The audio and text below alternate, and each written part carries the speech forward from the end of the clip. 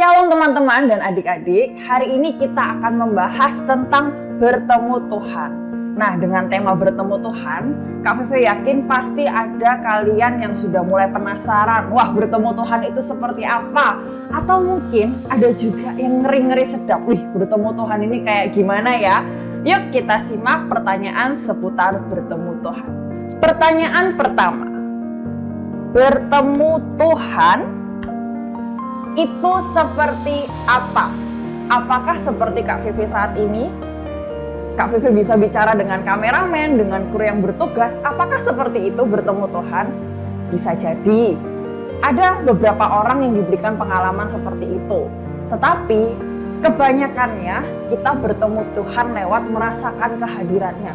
Sama nih seperti angin. Kita nggak pernah lihat angin, tapi kita bisa merasakan ada angin di sekitar kita. Demikian ketika kita bertemu Tuhan, kita bisa merasakan kehadirannya. Nah, terkadang tubuh kita bisa merasa panas ataupun merasa dingin, tapi bukan itu poinnya. Ketika tubuh kita merasa seperti itu, ada sukacita, ada damai sejahtera, dan pastinya harus ada yang namanya perubahan hidup sesudah kita bertemu sama Tuhan. Pertanyaan kedua, kita buka sama-sama. Apa pertanyaannya? Bertemu Tuhan itu bertemu siapa? Nah, sebelum Kak Vivi jawab ini, Kak Vivi perlu menjelaskan, memastikan teman-teman dan adik-adik tahu tentang Allah Tritunggal secara singkat. Allah Tritunggal itu apa? Allah kita itu cuma satu, tetapi dia punya 3 pribadi. Apakah itu? Allah Bapa, Allah Anak, dan Allah Roh Kudus. Kita kembali ke pertanyaannya. Jadi bertemu Tuhan itu bertemu siapa?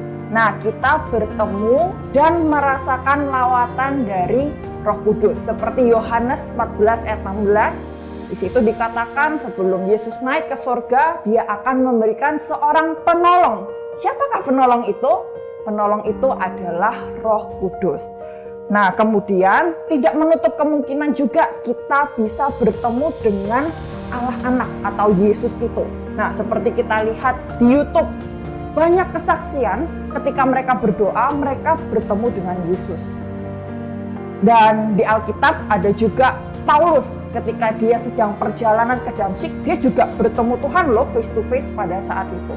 Dan yang terakhir, bertemu Tuhan seperti apa yang kita semua harus punya pengalaman itu adalah lewat saat teduh kita. Yohanes 1 ayat 1, firman itu adalah Allah. Jadi ketika kita belajar firman Tuhan, kita pun sedang belajar tentang Allah kita. Karena firman adalah Allah.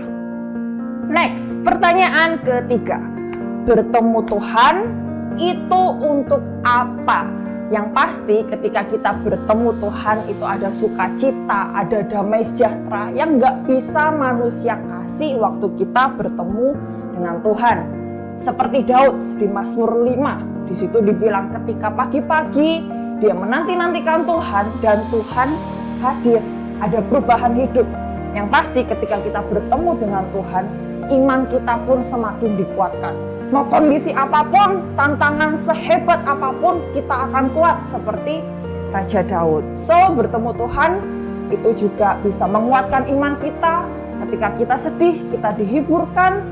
Ketika kita bingung kita harus berbuat apa, kita dikasih tuntunan. Bahkan ketika kita salah, kita pun ditegur.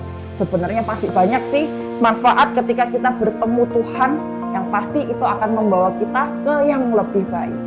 Pertanyaan keempat, bertemu Tuhan itu caranya gimana? Wah, memang ada caranya. Iya, ada caranya.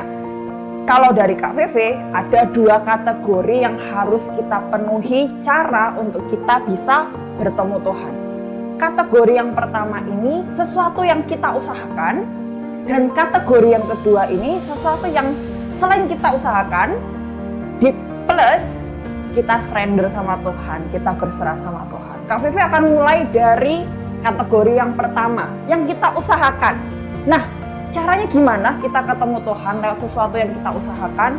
Yang pertama, kita bisa menyiapkan waktu yang terbaik, bukan sisa-sisa waktu kita. Yang kedua, kita juga bisa menyiapkan tempat yang pas untuk kita bisa fokus. Yang pasti bukan di tempat makan ya, kalau kita bisa fokus untuk bertemu Tuhan. harus di tempat yang tenang, yang kita bisa fokus. Kemudian cara kita mengenal Tuhan yang harus kita usahakan adalah kita belajar firman Tuhan waktu kita saat teduh. Kenapa kita harus belajar firman Tuhan?